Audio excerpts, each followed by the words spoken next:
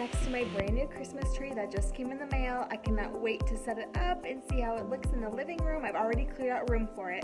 So now it's just a matter of unboxing it, setting it up, fluffing it, and decorating it. So let's get started.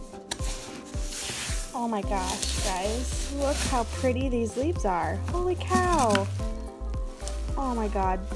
I am obsessed with flocked trees, and this is beautiful. See that? And yeah, that's actually paint in my hands, not from that.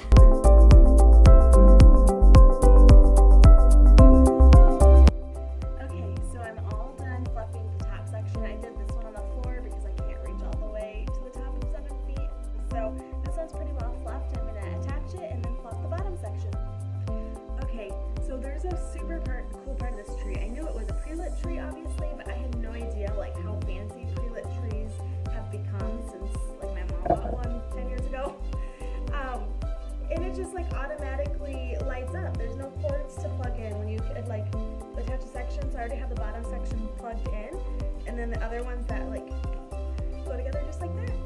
Okay, so the tree is all fluffed top to bottom. It took me 40 minutes to get it out of the box, set it up for the first time, and get it all fluffed straight out of the box.